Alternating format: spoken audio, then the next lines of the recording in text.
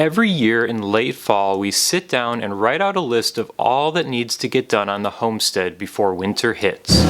And every year, the larger, more involved projects on that list tend to get shelved and we focus in on the bare essentials.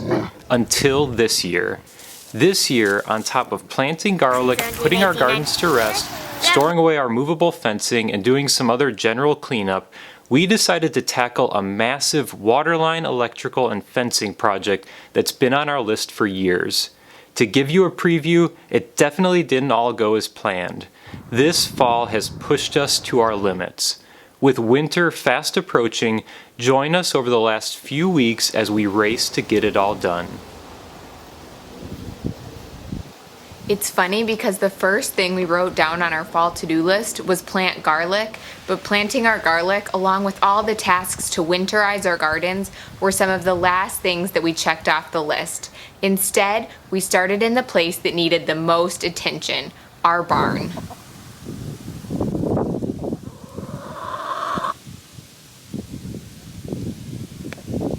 While our animals spend the majority of time out on pasture or free ranging during the warmer months, in the winter our barn becomes the hub of all life on the farm.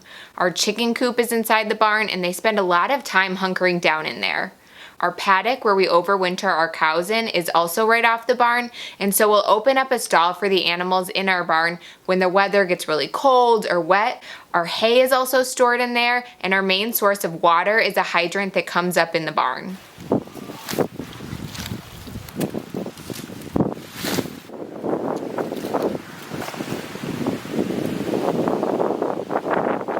We live in northern Illinois, and while the last few winters have been pretty mild for us, you really need to prepare for the worst. Without that safe, dry barn space for storage and shelter, and especially a reliable source of water, winters would be really challenging to get through with keeping animals. This became crystal clear to us on Christmas morning 4 years ago. It was our first winter on our homestead, and a sudden cold snap came through. Jim went out to do chores that morning, pulled up the handle of the hydrant in our barn, and nothing came out. Something had frozen, and all I remember is Jim frantically running buckets of water out to the cows, and not the calm, magical Christmas morning that we were hoping for on our new homestead. We thought we were going to be in for a long winter.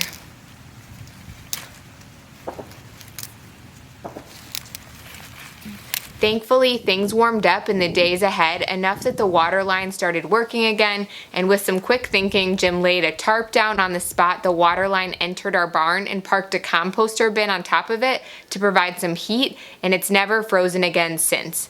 But we knew we were fortunate and needed to come up with a plan for reliable water to our animals in the winter for the future. This is the year that we finally decided to put that plan into action, which we'll get into soon. Our barn has been in need of an overhaul for a while now. I've done some spot cleanup and organizing of things here and there, but there were still boxes and crates of different tools and supplies that never got touched or sorted through. Yard tools were scattered all over the place. Our tractor was being stored in our animal stall and needed a permanent home. It was going to be a big task.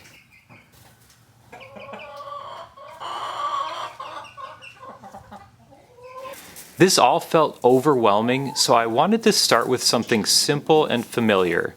Cleaning out our chicken coop is something I try to do every spring and every fall.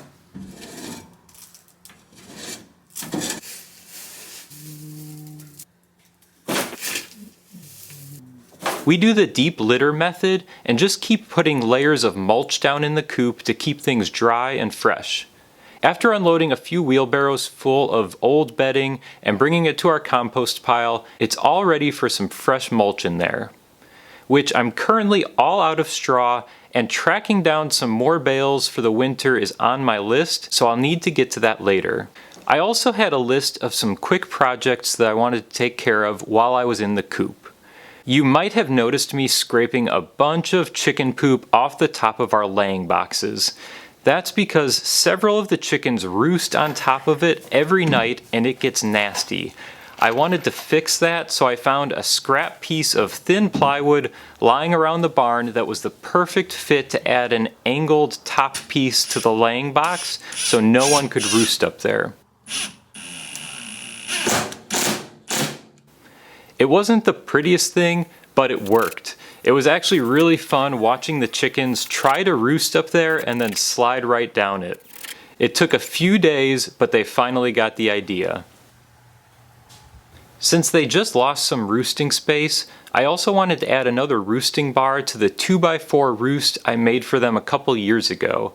I spaced it pretty conservatively initially to make sure they weren't pooping on each other, but since then I realized I could still afford to make the spacing a bit tighter and fit another bar in there.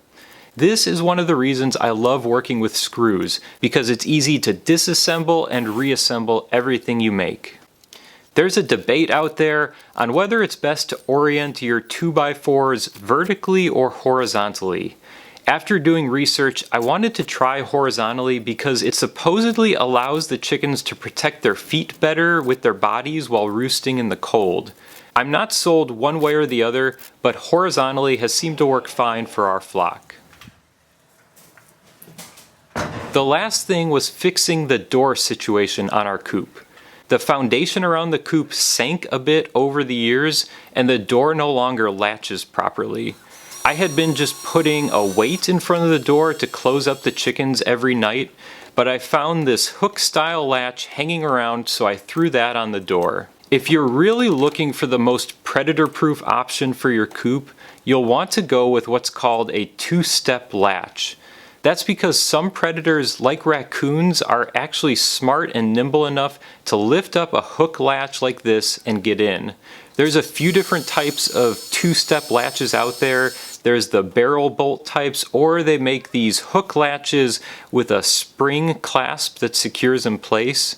In our case, our coop is already inside our barn, which we close up every night, and we haven't had issues with raccoons before, so I feel things are pretty secure. But if your coop is more exposed, definitely make sure you have something more robust on there to lock up your gals at night.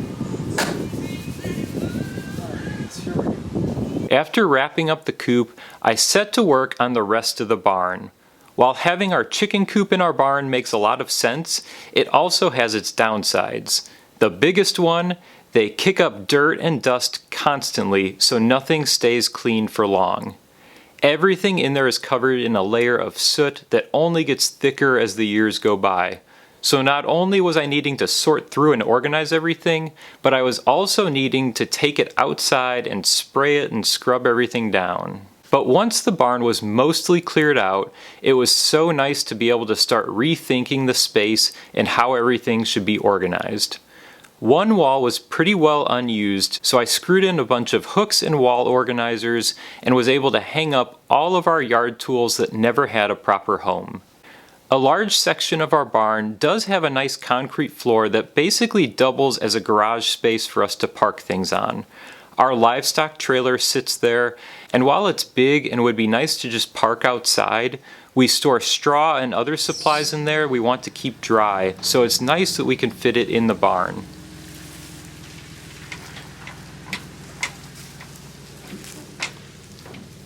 The goal was to be able to fit both the livestock trailer and our tractor on this concrete pad, which I honestly wasn't sure if it would be possible. Again, with the chickens, this concrete area gets plastered with poop, dirt, and everything else you can imagine. Anytime I pull the stock trailer out, I try to scrape this area down and give it a good clean out.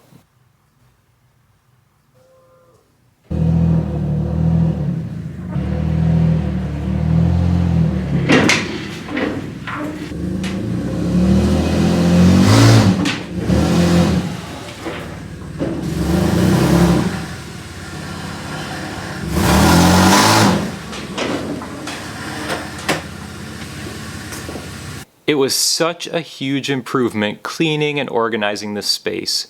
Everything has a spot, we can move around without tripping over things, and we were able to purge and get rid of so many things that we didn't use or needed to be tossed. And after backing in the trailer as far as I could go, I'm happy to report that later on I was able to park our tractor comfortably in front of it.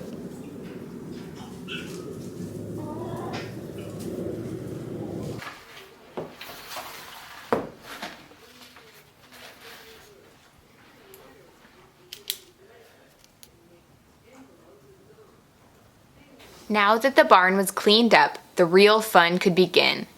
Jim has been plotting out this waterline project in his head for years, and it's always been super intimidating to pull the trigger on, both in cost and in time. And to be honest, we're glad we didn't do it sooner. It's allowed us to really observe and experience how we've used this space over the course of a few years and redesign it in an efficient and practical way. Jim sat down, he mapped it all out, and while I wasn't quite sure how it was all going to get done, I trusted him and I knew it would be a good investment for the future of our homestead.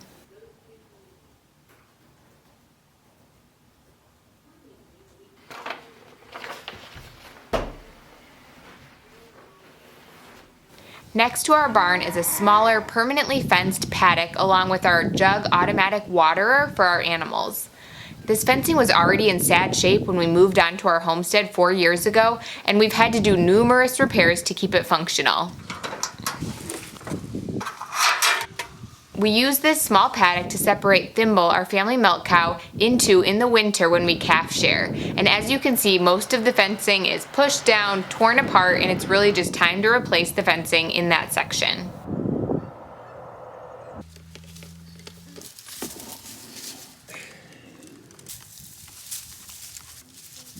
Also in this area is our jug automatic waterer. We bought it used our first year on the property and we didn't have much time to get it in, so what Jim did was run a heated hose and an extension cord, hooked it up and got it running.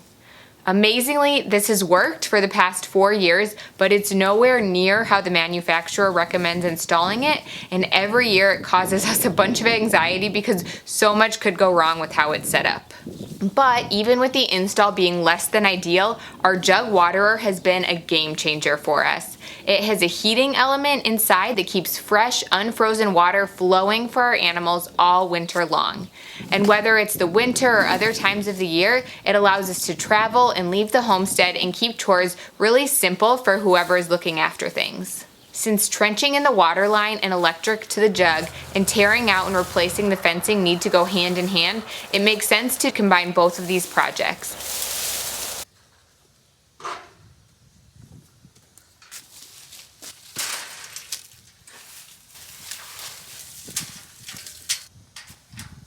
So now that we had a plan in place and Jim had started tracking down all of the materials, step one was to pull out the fencing.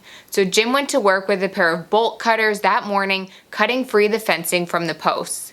He also removed any gates, hardware, or boards that were part of the old fencing, and this was something that our boys were happy to jump in on and help out with. Our 6-year-old has become Jim's right-hand man, and he was so proud that he could unscrew the gate hinges from the wood posts all by himself.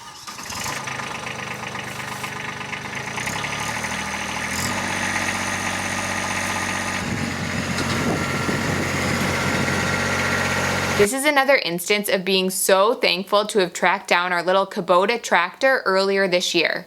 Jim operated that while I wrapped a chain around each fence post, and one at a time we pulled them up. This part of the project went so smoothly.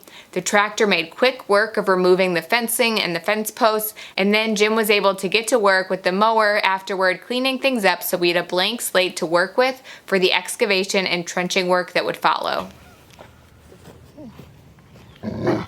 Our cows had also run out of pasture and back, so another thing that we wanted to take care of quick was to move them up front so it would be easier to bring them hay, check their water, and this is where they usually spend the winter anyway, but since part of our fencing was now removed, we needed to still use the electro netting to keep them in.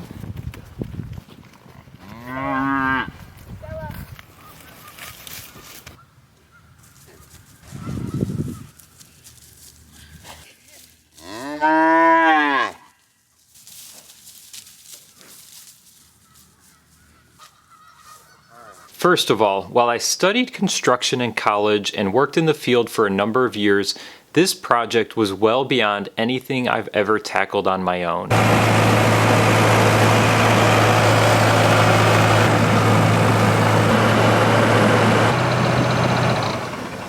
It involved digging up and exposing the existing water line and electrical running to the barn, tying into it, trenching new water line and electrical to our jug, properly installing the jug, which means putting in something called an earth tube that goes 5 feet underground, and pouring a concrete pad for it to sit on, then putting in another yard hydrant outside our barn as a backup water source, along with some strategic power outlets around our property.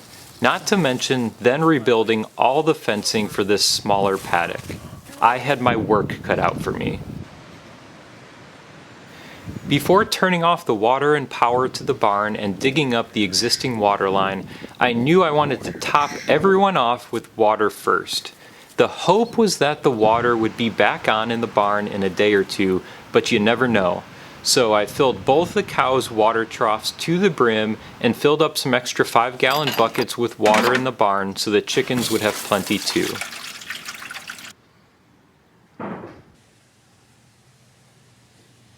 Here we go. Daddy, are you just gonna start digging? Pretty soon.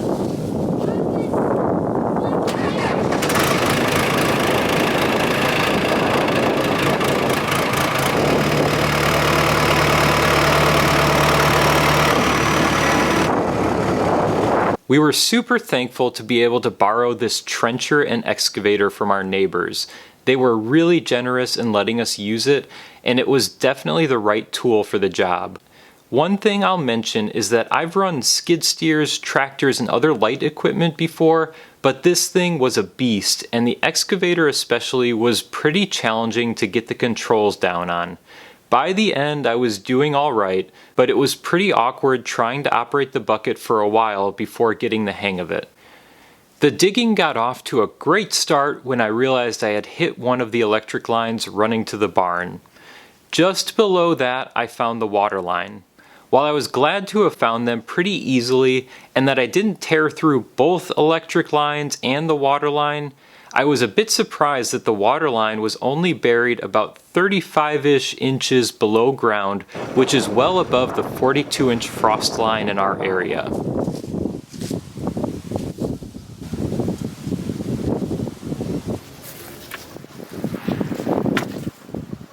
This explains why the water froze going to our barn so easily that first year. There's no way to correct the depth of that here, but I plan to mound up some additional soil on top of this area later to make it deeper for the future. Where do you want it?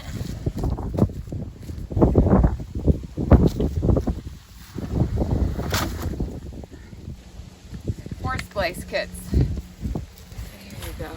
I wanted to dig all my holes first before trenching between them. So next, I moved to the spot our jug waterer would sit. This hole needed to be deeper since I needed to install our 5-foot earth tube in it. The jug has a heating element within it, but that works in tandem with using geothermal heat from this 15-inch diameter earth tube that sits below it. Jug sells an actual earth tube that's insulated, but I had heard that you could also use something like a section of culvert pipe and achieve similar results. I sort of wish I would have just ordered the official earth tube from the company, but I saved a few bucks and tracked down this small section of 15-inch double-walled culvert pipe from a local plumbing supply yard that should work just fine.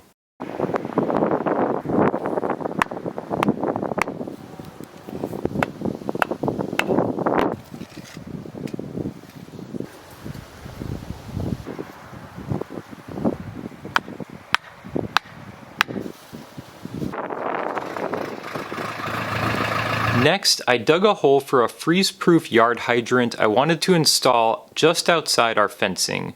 In the event that our jug waterer ever did fail in the winter, this would be our backup water source for filling water troughs. I dug the hole 4 feet deep so the bottom of the pipe on the hydrant would be below the frost line. When you lift the lever of these hydrants, water flows, but when you lower the handle, the water drains entirely from the pipe through a drain at the very bottom so that nothing freezes. That's why this design is perfect for water in the wintertime, but this spot will also give us easier water access to our garden.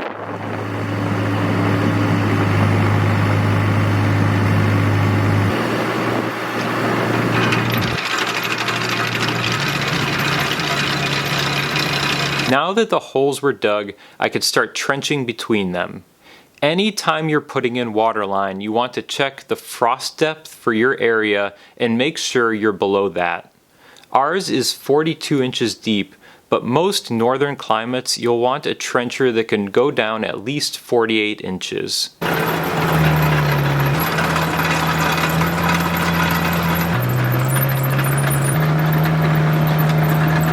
That's how deep this trencher went, and it made quick work of the trenching. There was only one time I hit a rock and had to take a slightly different trench path. One thing I'll note is that these things don't turn on a dime, and the trenches come out cleanest when you do one continuous trench and don't have to lift and restart. So try to plan out your routes accordingly. I had some tight bends around our barn and had to restart my trenches in 1 or 2 spots. Some of those spots required a fair bit of hand digging afterward to clear out the trenches to make sure the waterline would sit a full 4 feet down.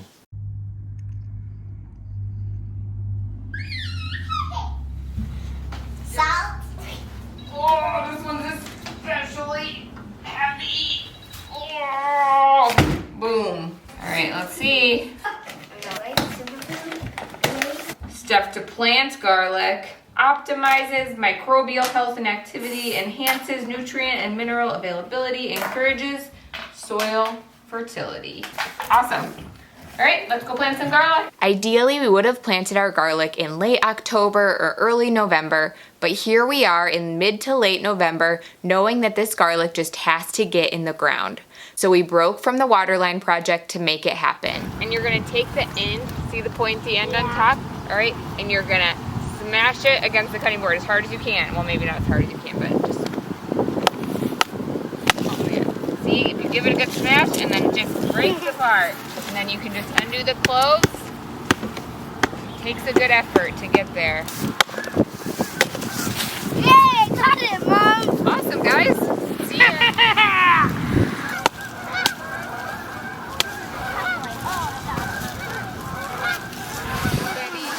Planting garlic is one of our favorite gardening activities. 1, because it's so easy, and 2, because our kids love to get involved with it. And we've actually made it way more complicated than it needs to be in the past. Planting garlic is literally just planting an individual garlic clove in the ground in the fall, and then it produces a full bulb of garlic the following summer. We used to think you needed to peel the skin off of each individual clove before planting, which was super time consuming and left your thumbs raw by the end, but we found out that it's actually better to leave those skins on because it helps protect the garlic in the ground. Then we also learned the pop method. If you turn the clove upside down and give it a firm smash on a hard surface, the center stem pops through and releases all of the individual cloves in one fell swoop.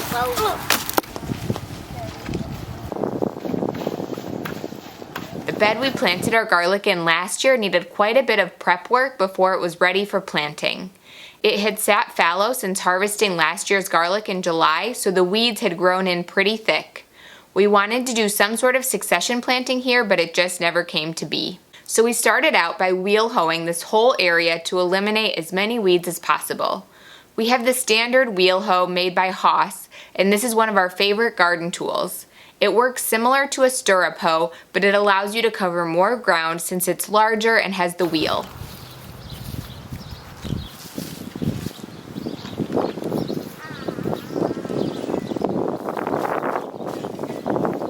After the weeds were cleared, we wanted to add some nutrients back to the soil. One of our favorite brands is Redmond, which we use their salt exclusively in our kitchen, and then Redmond Agriculture makes a great lineup of minerals that we give to our animals. We were also excited to see that they have a line of Mineralite soil amendments for the garden, and we knew we wanted to give those a try as well. We added a layer of their Build Soil Amendment. This is a totally natural way to enhance soil fertility and add potassium, sulfur, and calcium back to your soil. Redmond Ag also sells their Grow Amendment, which is a similar mix of the mineral amendments along with poultry manure. But since we already had some pelletized chicken manure left over, the Build was the right fit for us, and then we put a good layer of the chicken manure down as another natural fertilizer. All right.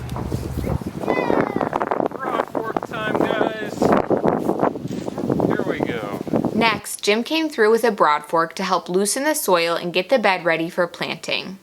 This also helps the nutrients from those amendments to really penetrate into the soil. We love our Treadlite broad fork. It allows us to prep garden areas in a way that preserves the structure of the soil and the life happening within it, and rely less on tilling. Broad forks use your body weight to work the tines down into the soil, so you basically hop on, work it back and forth, and then lift the soil slightly to keep it all intact. We do it about every foot down the length of the row. Then the last step before planting was to add a 1 to 2 inch layer of our fresh compost.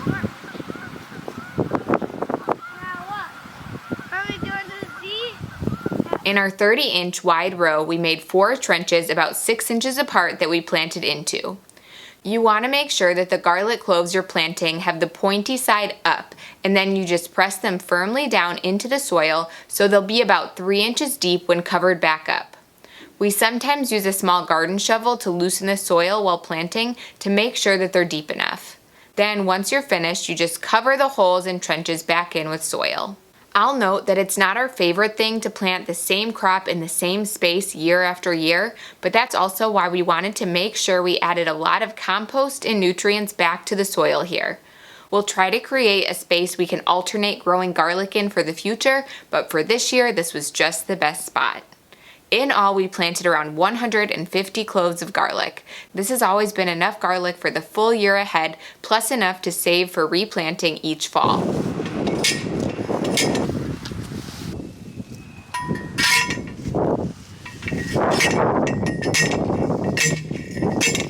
Then, to wrap things up and keep our garlic protected, primarily from our chickens and other critters, we pound in some T-posts and use a roll of leftover chicken wire as a makeshift fence. Once we track down those straw bales, we'll use 1 or 2 here to add a couple inch thick layer of mulch on top of the garlic to protect it from the cold.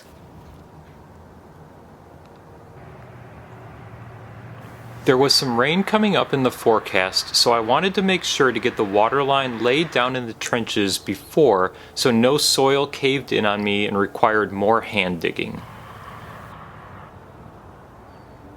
We used standard 3/4 inch poly waterline that you could find at any farm store or larger hardware store. You do want to make sure you get the 160 psi rated pipe for waterline to handle more pressure. The first person helping me tried to give me the 100 psi waterline at the store initially, which is only rated for irrigation. Now, never having installed waterline before, I had a lot of people give me some really helpful advice along the way. First was from the random guy next to me in the plumbing aisle at the farm store. After the youthful store employee clearly had no idea what he was talking about, he gave me the tip to only get metal fittings to connect the pipe.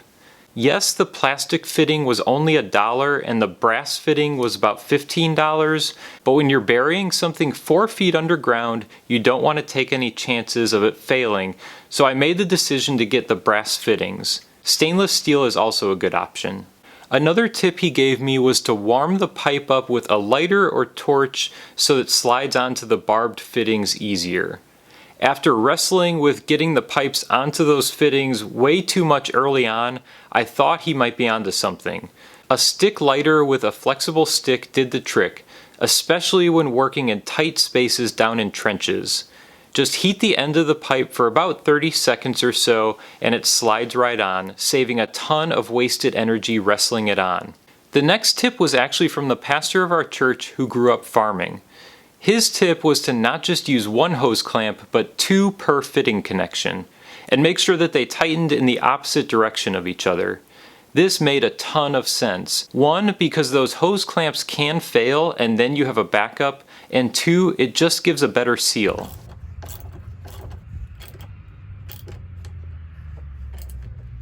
The last section of the water line was where I installed our yard hydrant.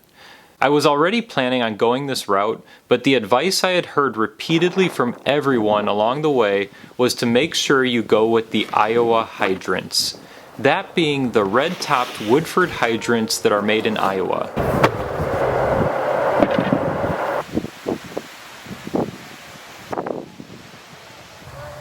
After searching, it was super disappointing to learn that no one just carried these hydrants in stores around us anymore. All that the farm stores seem to carry now is a cheap foreign knockoff that had really bad reviews. But I did find out that I could order a Woodford hydrant from my local lumber store in the Do It Best network, and it was a good price and showed up in the store a few days later with no shipping cost. Honestly, installing the hydrant was super easy. You just screw on a 90-degree brass fitting with some thread tape at the bottom, strap your water line on, place it in your hole where you want to make sure the drain is below the frost line depth, and then fill in around the base of the hydrant with half-inch stone. I used 10 bags of half-inch river rock from the hardware store. Then you fill back in your hole and level it out as you go.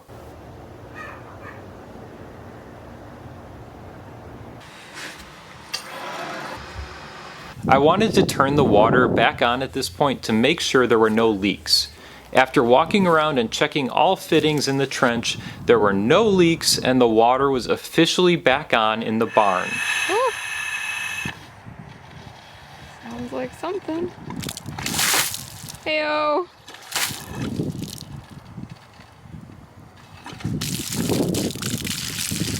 Water! We got it. I had also spliced the electrical line I tore through earlier with the excavator and was happy the power in the barn was working fine too. On that splice, I did buy a can of that Flex Seal spray and put a thick coat over the whole splice before covering it up with dirt again. I wanted to make sure it was completely waterproof, and that stuff forms a seamless rubber-like barrier that should keep any moisture out. Before the rains hit that night, I wanted to make sure the pipe was secured down at the bottom of those trenches in case anything caved in. A builder friend of mine gave me the tip that pea gravel is the best gravel to set your water pipe in. When I was at the hardware store and told them how long my trench was, they calculated I needed about 160 bags of pea gravel. That wasn't going to happen, so I told them to give me 30, and looking back, I probably should have just ordered a whole load of pea gravel from a material supply yard, but the 30 bags worked fine.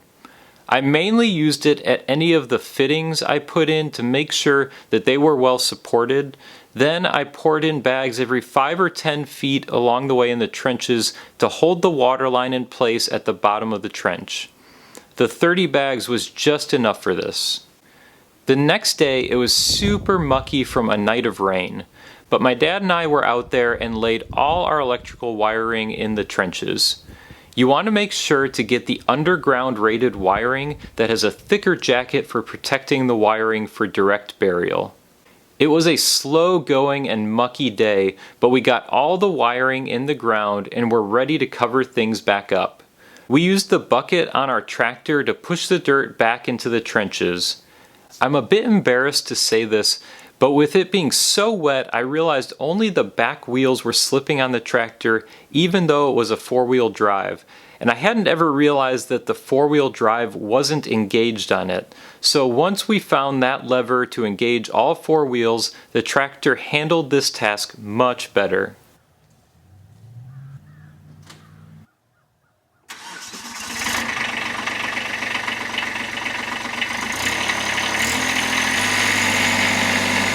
The next day I spent the morning filling in the rest of our trenches, and then my next task was to pour the concrete pad our jug waterer would sit on.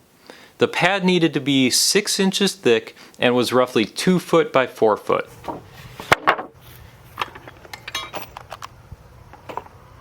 I cut some spare 2x6s to size and screwed them together for a basic frame. Then I made some stakes with some spare 2x4s and pounded those in around the frame to support it and use them to level things out. Leveling it all out wasn't the most straightforward. My boards were a bit warped to begin with, but I added and removed some soil beneath the concrete form and compacted everything down as best I could before pouring the concrete. The top of the concrete also needed to align with the top of the earth tube so it would all be level. I picked up 10 bags of standard pre-mixed concrete and mixed them 2 at a time in a wheelbarrow. I think I used 7 bags total for the pad. And after the concrete was in, I had 4 anchor bolts to install that would hold down the corners of the waterer. These needed to be pretty exact for the water to fit on top right. Jug makes heavy-duty stainless steel anchor bolts that come with the jug when you buy it, but since I got ours used, I didn't have those and made the mistake of assuming our local hardware stores would have something comparable. Unfortunately, they didn't have any anchor bolts in stainless steel, just hot-dipped galvanized. But I didn't have time to order the stainless steel ones, so I went with what I could get. Overall, even though I've seen concrete formed, poured, and finished hundreds of times, this was my first go at it on my own, and I was pretty happy with the end results. Here's to hoping the jug just slides right in. I'll do some screws and fit from above, I believe. I'm in. Okay, I'm in. Huh. Shape shims. Oh, actually that settled down there good. Yeah. It was such a relief to have those trenches filled back in. We still had our work cut out for us wrapping up that project, mainly the fencing, but at least the water and the electric were back on. Now we could refocus on putting our gardens to rest for the winter, along with some other outside tasks we take care of every fall. So when you put a pair of loppers in our 6-year-old's hands, he will gladly spend hours chopping anything and everything down. So when we told him he could chop down all of our corn stalks, he was chomping at the bit. He chopped and we hauled all of the stalks into our barn stall. We'll try to come in there with something like a sawzall later to chop up the stalks a bit so they can be bedding for our cows.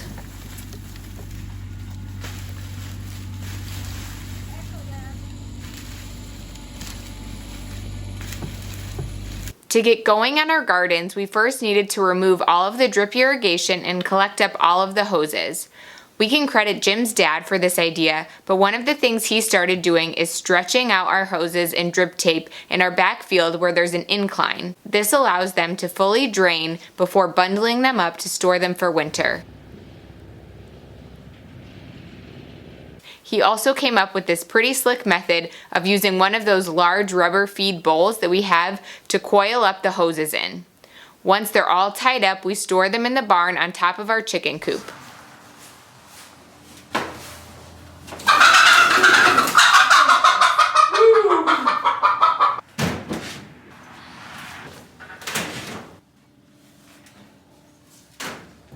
Sounds good, guys. Putting your garden to rest is a good way to replenish your soils after a full growing season and give them a head start for next season. Again, we started with wheel hoeing our garden rows to knock down the weeds a bit and clean things up. One thing we try to do is leave the roots from the vegetables we grew in the ground. So the stems of cabbage, Brussels sprouts, kale, we just cut the stems flush with the soil level but leave the roots in place. This helps provide a much needed food source for the earthworms and other biology in the soil during the winter months. Then I came through with more of the Build Mineral Amendment from Redmond Ag, and Jim followed up with more broad forking. The broad forking helps the minerals penetrate in and keeps the soil loose. We could have added more chicken manure or compost, but we'll just plan to add that in the spring instead to prep for planting since we had so much on our plate still this fall. We also added a good layer of the soil amendment to our longer garden rows for our Three Sisters and potatoes.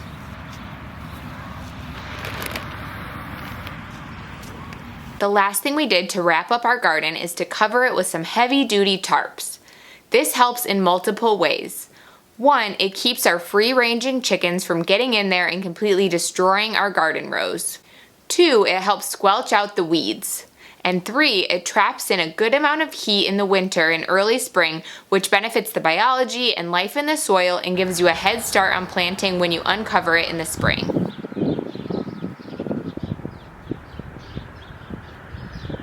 One of the last things we needed to get to was taking down all of our portable fencing and bundling it up for the winter.